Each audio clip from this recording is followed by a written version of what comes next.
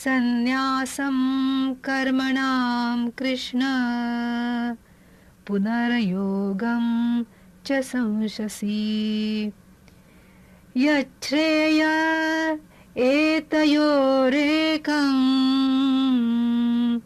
तन्मे ब्रूहि सुनिश्चितम्।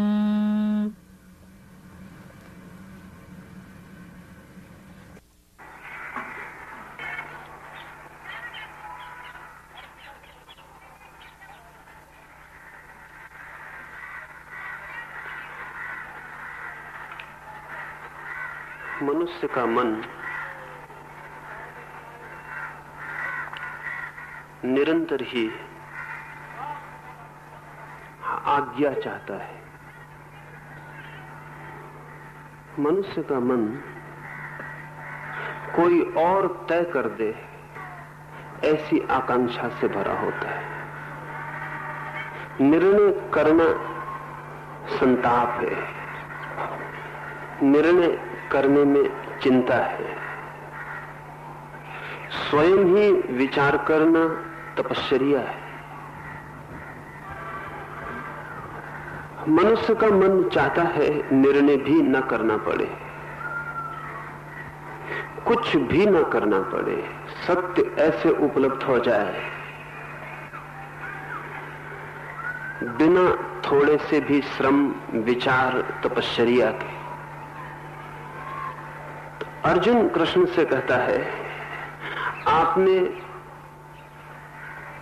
कर्म संन्यास की बात कही,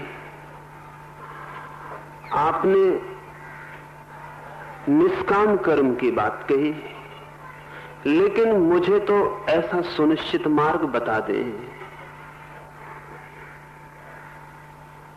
जिसमें मैं आश्वस्त होकर चल सकूं। इस संबंध में बहुत सी बातें समझ लेने जैसी हैं। कृष्ण ने इस बीच जो भी बातें कही वो अर्जुन को आदेश की तरह नहीं है। अर्जुन के सामने समस्याओं को खोलकर रख देने की कोशिश की है, जीवन के सारे रास्तों पर प्रकाश डालने की कोशिश की है। अंतिम निर्णय अर्जुन के हाथ में ही छोड़ा है कि वो निर्णय करे, संकल्प करे। निष्पत्ति अर्जुन स्वयं ले। इस जगत में जो श्रेष्ठतम गुरु हैं वे सदा ही शिष्यों को निष्पत्ति देने से बचते, कंक्लूजन्स देने से बचते, क्योंकि जो निष्पत्ति दी हुई होती है उधार बासी मृत हो जाती है। जो निष्पत्ति, जो निष्कर्ष स्वयं लिया होता है उसकी जड़ें स्वयं के प्राणों में होती हैं। जिस नतीजे पर व्यक्ति अपने ही चिंतन और खोज और शोध से पहुंचता है वो निर्णय उसके व्यक्तित्व को रूपांतरित करने की क्षमता रखता है। जो निर्णय बाहर से आते हैं उधार विजाती, उनकी कोई जड़ें व्यक्ति की स्वयं की आत्मा में नहीं हो पाती। उन पर कोई अनुसरण भी करे तो भी वे आचरण की सतह ही निर्मित करती हैं, आत्मा नहीं बन पाती। जैसे बाजार से फूल लाके हमने और गुलदस्ते में लगा लिए हों, ऐसे ही दूसरे से मिले निर्णय भी गुलदस्ते के फूल बन जाते हैं, लेकिन जमीन में उगे हुए फूल नहीं। प्राणवान जीवित जमीन से रस को लेते हुए, सूरज से रोशनी को पीते हुए, हवाओं में नाचते हुए जिंदा नहीं। लेकिन आदमी का मन इतना आलस्य से भरा है, इतने तमस से, इतनी लिथार्जी से कि भोजन भी यदि किया हुआ मिल जाए तो हम करना पसंद नहीं करेंगे। भोजन भी पचाया हुआ हो तो पचाने को हम राजी नहीं होंगे। लेकिन जिस दिन भोजन पचाया हुआ मिल जाएगा उस दिन हम प्लास्टिक के आदमी होंगे, जिंदा आदमी नहीं। जिंदगी की सारी गहरी प्रक्रिया स्वयं ही पचाने में निर्भर है। वो चाहे भोजन को पचा के खून बनाना हो और चाहे जीवन के अनुभव को पचाकर ज्ञान की निष्पत्ति लेना हो, वो चाहे जगत में चलना हो और चाहे परमात्मा में प्रवेश हो। जिस बात को हम आत्मसात करते हैं, जो हमारे ही श्रम से फलित होती है, वही हमारी है, से सब उधार है और ठीक समय पर बेकार सिद्ध होता है, काम में नहीं आता है। लेकिन अर्जुन की आकांक्षा वही है जो सभी आदमियों की आकांक्षा है। वो कहता है मुझे सुनिश्चित कह दे, उलझाव में न डालें, ऐसी सब बातें न कहें जिनमें मुझे सोचना पड़े और तय करना पड़े। आप ही मुझे कह दें कि क्या ठीक है, जो बिल्कुल ठीक हो मुझे कह दें। कृष्ण को भी आसान है यही कि जो बिल्कुल ठीक है वही कह दें, लेकिन जो आदमी ऐसी मांग कर रहा हो कि जो बिल्कुल ठीक है वही मुझे कह दे, उससे बिल्कुल ठीक बात कहनी खतरनाक है, क्योंकि ठीक बात को पाकर वो सदा के लिए ही बचकाना जुवेनाइल रह जाएगा, वो कभी मैच्योर और प्रौढ़ नहीं हो सकता है। इसलिए वे गुरु खतरनाक हैं जिनके नीचे शिष्य सदा ही बचकाने अप्रौढ़ रह जाते हों। वे गुरु खतरनाक हैं जो निष्कर्ष दे देते हों। ठीक गुरु तो समस्याएं देता है, ठीक गुरु तो प्रश्न देता है। निश्चित ही ऐसे प्रश्न, ऐसी समस्याएं, ऐसे उलझाव जिनसे गुजरकर अगर व्यक्ति चलने की साहस और हिम्मत जुटाए तो निष्कर्ष पर जरूर ही पहुंच सकता है। लेकिन बंधे बंधाए रेडीमेड उत्तर इस पृथ्वी पर किसी भी श्रेष्ठतम व्यक्ति ने कभी भी नहीं दिए। आप जानते ही हैं, वही कह दें जो ठीक है, मुझे उलझाए मत। मैं वैसे ही बड़े संभ्रम में, वैसे ही बड़े संशय में हूं, वैसे ही बहुत अनिश्चय में डूबा हुआ। इतनी बातें ना करें कि मैं और उलझ जाऊं। मैं कंफ्यूज्ड हूं। अर्जुन जानता है कि उलझा हुआ है, लेकिन उलझे हुए मन को सुलझा हुआ सत्य भी मिल जाए तो उसे भी उलझा लेता है। सुंदरतम व्यक्ति को भी हम विकृत आईने के सामने खड़ा कर दें तो आईना तत्काल उसे विकृत कर लेता है। श्रेष्ठतम चित्र को भी हम आंखें कमजोर हो, बिगड़ गई हो, ऐसे आदमी के सामने रख दें तो भी आंखें उस श्रेष्ठतम चित्र को कुरूप कर लेती हैं। निश्चित ही कृष्ण सीधे निष्कर्ष की बात कह सकते हैं, लेकिन उलझा हुआ अर्जुन समझ कैसे पाएगा? अर्जुन उलझा हो तो सुलझी हुई बात को भी उलझा लेगा। इसलिए कृष्ण को प्रतीक्षा करनी पड़ेगी। अर्जुन का उलझाव हल हो तो ही सुलझे हुए सत्यों को सुनने की क्षमता आ सकती है। हम वही समझ पाते हैं जो हम समझ सकते हैं। हम अपने से ज्यादा कभी कुछ नहीं समझ पाते, और हम वही अर्थ निकाल लेते हैं जो हमारे भीतर पड़ा है। हम वही अर्थ नहीं निकाल पाते हैं जो कृष्ण जैसा व्यक्ति बोलता है। अर्जुन के साथ कृष्ण की वार्ता सीधी नहीं है, बहुत उलझी और पगडंडियों से भरी है, बहुत गोल चक्रों में घूमती हुई है। सारी गीता की चर्चा से कृष्ण अर्जुन को सुलझाने की कोशिश कर रहे हैं। सुलझ जाए तो वे उसे निष्कर्ष की बात भी कह सकें, लेकिन अर्जुन सुलझने की पीड़ा से भी नहीं गुजरना चाहता है। सुलझने की पीड़ा भी प्रसव की पीड़ा है। स्वयं का बहुत कुछ काटना, गिराना, हटाना पड़ेगा। सबसे बड़ी कठिनाई तो यही होती है कि मैं उलझा हुआ हूं, इसे इसकी पूरी नग्नता में जानना पड़ेगा। और कोई भी व्यक्ति मानने को राजी नहीं होता कि कंफ्यूज्ड है। कोई भी व्यक्ति मानने को राजी नहीं होता कि उसका मन उलझा हुआ है। सभी लोग मानकर चलते हैं कि वे सुलझे हुए हैं। अपने को धोखा देने की कुशलता भी अद्भुत है। हर आदमी यह मानकर चलता है कि मैं सुलझा हुआ हूं। इस दुनिया की सारी उलझने 99% कम हो जाएं अगर लोगों को यह पता चल जाए कि हम उलझे हुए हैं, लेकिन लोग बिल्कुल आश्वस्त हैं, लोग बिल्कुल आत्मविश्वास से भरे हैं कि हम सुलझे हुए लोग हैं। और सारी दुनिया इतने उलझाव में है जिसका कोई हिसाब नहीं। ये उलझाव कहां से आते हैं? हम सब सुलझे हुए लोग, ये इतने उलझाव इस जमीन पर पैदा कैसे होते हैं? यदि हम सब सुलझे हुए हैं तो जगत एक शांत और एक आनंद से भरी हुई जगह होनी चाहिए, स्वर्ग। लेकिन जगत है एक नर्क। हम सब उलझे हुए हैं और उलझाव और भी भयंकर है, क्योंकि प्रत्येक उलझा हुआ आदमी समझता है कि मैं सुलझा हुआ हूं। हर पागल समझता है कि पागल नहीं। पागल खानों में ऐसा आदमी मिलना मुश्किल है जो समझता हो कि मैं पागल हूं। पागल खाने के बाहर मिल भी जाए, पागल खाने के भीतर नहीं मिल सकता। तो अर्जुन को यह भी दिखा देना जरूरी है कि वो कितना उलझा हुआ है।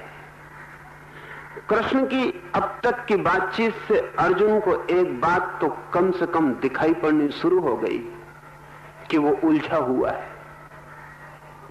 शुरू में जब उसने बोलना शुरू किया था तो ऐसा लगता था कि वो जानकर बोल रहा है। धर्म और शास्त्र और नीति और परंपरा, इन सब की बात कर रहा था। ऐसे लगता था कि वो जानकर बोल रहा है। अज्ञानी आदमी जितने जानते हुए बोलते मालूम पड़ते हैं, उतने ज्ञानी कभी बोलते हुए मालूम नहीं पड़ते। बर्टन रसल ने कहीं कहा है कि जितना कम जानने वाला आदमी हो उतनी दृढ़ता से बोल सकता है, उतना डॉगमेटिक हो सकता है। जितना जानने वाला आदमी हो उतना हेजिटेट करता है, झिझकता है, क्योंकि जितना ज्यादा जानता है उतना ही पाता है कि जीवन अति दुरूह गहन पहेली है। जितना जानता है उतना ही पाता है कि जानना आसान नहीं है, और जितना जानता है उतना ही पाता है कि जानने को अनंत शेष है। अज्ञानी बिल्कुल दृढ़ता से बोल सकता है, इतना कम जानता है कि अज्ञान का भी उसे पता नहीं। अर्जुन ने जब प्रश्न उठाने शुरू किए थे तो वो ऐसे आदमी के प्रश्न थे जिसे उत्तर पहले से ही पता है। अगर कृष्ण से पूछता था तो इसलिए कि तुम भी शायद जो मैं कहता हूं वही कहोगे, गवाही मेरी बनोगे। कृष्ण से अर्जुन ने गवाही, विटनेस ही मांगी थी कि आप भी कह दें कि जो मैं कहता हूं ठीक है, कि ये युद्ध व्यर्थ है, कि ये धन और राज्य के लिए संघर्ष गलत है, कि सब छोड़कर चले जाना धर्म की पुरानी व्यवस्था है, कि हिंसा पाप है, कि अहिंसा में समस्त हिंसा का त्याग कर कर चले जाने में गौरव है। अर्जुन ने जब ये बातें कही थी तो आश्वस्त भाव से कही थी कि कृष्ण भी समर्थन करेंगे, लेकिन कृष्ण ने उनका समर्थन नहीं किया। और अब अर्जुन इस स्थिति में नहीं है कि कह सके कि मैं जानता हूं। इतना उसे साफ हुआ है कि मैं उलझा हुआ हूं, मुझे कुछ पता नहीं है। यह बहुत बड़ी घटना है। ज्ञान के मार्ग पर पहला चरण है। ज्ञान के मार्ग पर अज्ञान की दृढ़ता पिघल जाए तो बहुत बड़ी उपलब्धि है। अज्ञान की मजबूती ढीली पड़ जाए, अज्ञान का आश्वासन दिख जाए, बड़ी उपलब्धि है। अर्जुन इस जगह कृष्ण के द्वारा लाया जा सका है जहां वो कहता है मुझे कुछ पता नहीं। ये बात कीमत की है, लेकिन तत्काल वो कहता है कि जो आपको पता हो वो सीधा आप मुझे कह दें। इतना तो अच्छा हुआ कि वो कहता है मुझे कुछ पता नहीं है, लेकिन अभी दूसरा खतरा उसके साथ जुड़ा है। अभी वो दूसरे से तैयार ज्ञान को पाने की आकांक्षा रखता है। वह भी उसकी भ्रांति है। कोई छोटा मोटा गुरु होता है कृष्ण की जगह तो बहुत प्रसन्न होता है और कहता कि ये जो मैं जानता हूं तुझे दिए देता हूं, तेरा काम है कुल इतना कि मान ले चुपचाप और आचरण कर। लेकिन कृष्ण उन मनोवैज्ञानिक गुरुओं में से एक है जो जब तक कि पात्र पूरा तैयार ना हो, जब तक कि क्षमता अर्जुन की इस योग्य ना हो कि वो सत्य को समझने और सत्य को प्रतिध्वनित करने की स्थिति में आ जाए, तब तक वे अभी और कुछ बातें करेंगे, और भी मार्गों की। अर्जुन के नीचे से उसके सारे आश्वासन की भूमि हट जानी चाहिए और अर्जुन के मन से ये ख्याल भी हट जाना चाहिए कि कोई दूसरा दे सकेगा। इतनी तैयारी होनी चाहिए कि मैं खोजूं, श्रम करूं, सत्य को मुफ्त में पाने की आकांक्षा न करूं। इसलिए कृष्ण ने वे सब मार्ग जिनसे मनुष्य सरलता को, सत्य को, सुलझाव को उपलब्ध हुआ है, उन सबको धीरे धीरे खोलकर अर्जुन के सामने रखने का तय किया है। पर उसके मन की बात ठीक से आप समझ लेना, वो हम सबके मन की बात है। हम भी चाहेंगे कि इतनी लंबी चर्चा की क्या जरूरत है। कृष्ण भली भांति जानते हैं कि सत्य क्या है, अर्जुन की स्थिति भी भली भांति जानते हैं, अर्जुन के लिए क्या हितकर है ये भी भली भांति जानते हैं, तो दे ही क्यों नहीं देते। कल ही मेरे पास कोई एक व्यक्ति आए और उन्होंने कहा कि मुझे कुछ सोचना समझना नहीं, मुझे तो आप बता दें, आप जानते हैं तो मुझे बता दें, मैं उसे करने में लग जाऊं।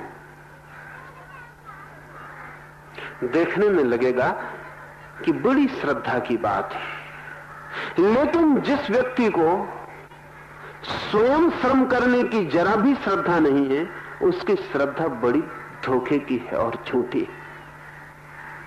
जो इंच भर भी अंधेरे में, अनजान में, असुरक्षा में खोजने के लिए तैयार नहीं है, जो अज्ञात में नाव लेकर यात्रा पर निकलने के लिए साहस नहीं जुटा पाता है, जो सदा दूसरे का सहारा खोजकर आंख बंद कर लेने के लिए आतुर है, ऐसे आदमी की यात्रा सत्य की तरफ कभी भी नहीं हो सकती। निश्चित ही ऐसे व्यक्ति को भी गुरु मिल जाएंगे, क्योंकि ऐसे व्यक्तियों का शोषण करने की बड़ी सुविधा है, उनका शोषण चल रहा है।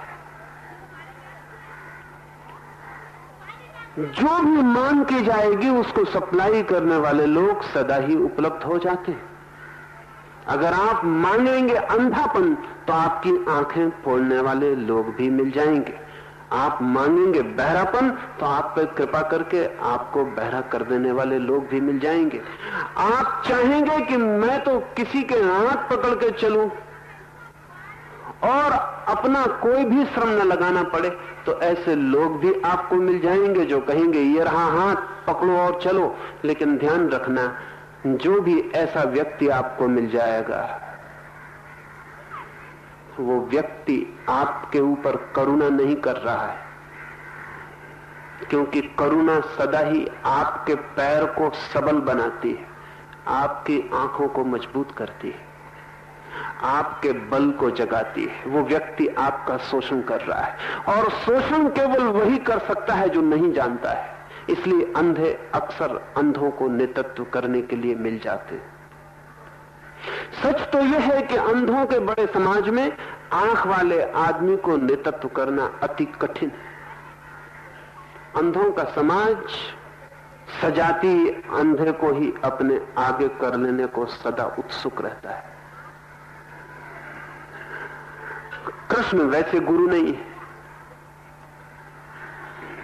वे अर्जुन को कुछ भी देने के लिए राजी नहीं है जिसको पाने की क्षमता स्वयं अर्जुन में ना हो, और अर्जुन में अगर उसे पा लेने की क्षमता हो तो कृष्ण उसे देने को तैयार हो सकते। फिर कोई फर्क नहीं पड़ता। अगर एक व्यक्ति पाने के लिए तैयार है श्रम करने को, तो उसे सत्य की किरण दी भी जा सकती है। ये बहुत मजे की और विरोधाभासी बात मालूम पड़ेगी।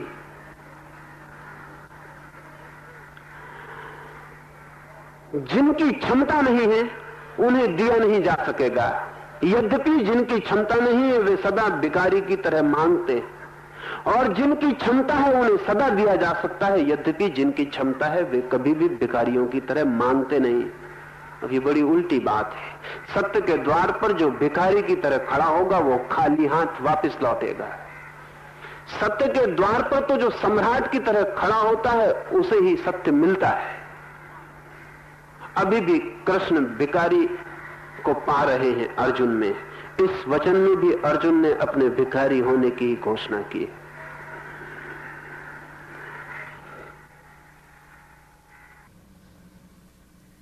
श्री भगवान उवाच संन्यासः कर्मयोगश्च निःश्रेयसकरौ उभौ तयोस्तु कर्म संन्यासात् कर्मयोगो विशिष्यते।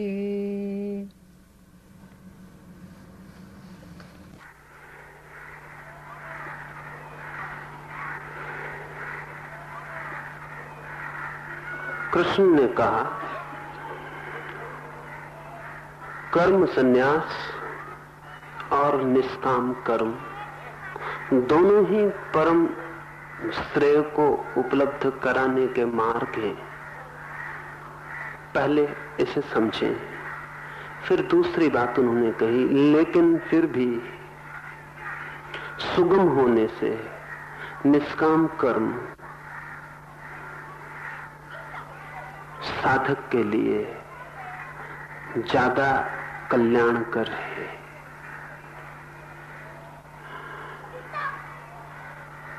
कर्म संन्यास का अर्थ है जो करने का जगत है, जहां हम सुबह से सांझ, सांझ से सुबह करने में संलग्न कर रहे हैं, बिना इस बात को ठीक से जाने कि क्यों, किस लिए, बिना ठीक से समझे कि इस सब करने की निष्पत्ति और फल क्या है, बिना इस बात को विचारे कि अतीत में जो किया है उससे हम कहां पहुंचे।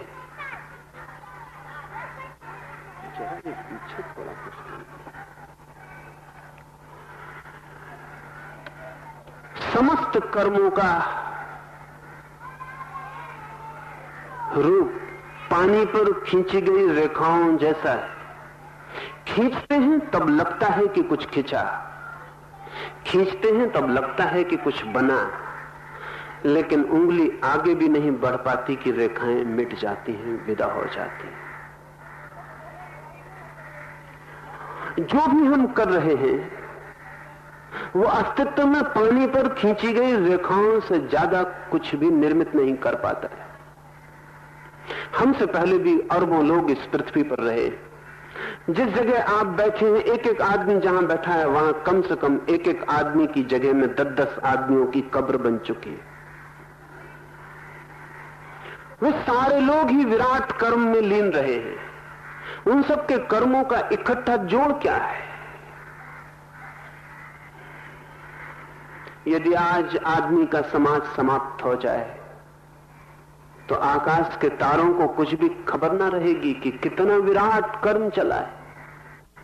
वृक्षों को कुछ भी पता ना होगा कि कितना विराट कर्म उनके नीचे चला है। पक्षी हमारे कर्म के इतिहास की कोई कथा ना कहेंगे। सूरज उगता रहेगा, सागर की लहरें तटों से टकराती रहेंगी। आदमी समाप्त हो जाए तो कोई 10 लाख वर्ष की लंबी यात्रा में आदमी ने जो कर्म किए हैं उनका जोड़ क्या होगा?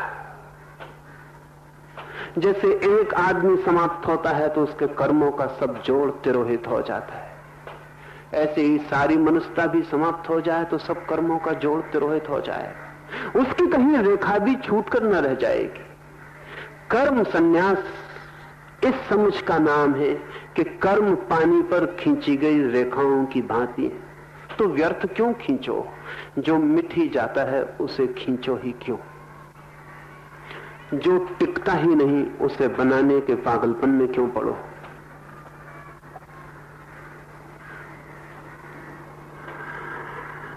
जो अंततः स्वप्न सिद्ध होता है उसे सत्य मानकर क्षण भर भी क्यों जियो। रात सपना देखते हैं, सपने में तो सपना बहुत सच होता है, सच से भी ज्यादा सच होता है, कभी पता नहीं चलता। और बड़े मजे की बात है कि जिंदगी में कई बार, करोड़ बार सपना देखा है, रोज सुबह पाया कि गलत है और हर रात फिर भूल जाता है मन। कितने सपने देखे रोज, आज रात जब लौट के फिर सपना देखेंगे तो सपने में मन को याद ना रहेगा कि पहले भी सपने देखे थे और सुबह पाया था कि सपने। आज रात फिर सपना देखेंगे इसी भ्रम में कि सच है। आदमी का मन कुछ सीखता है या नहीं सीखता है। इतने सपने देखने के बाद भी रोज जब दोबारा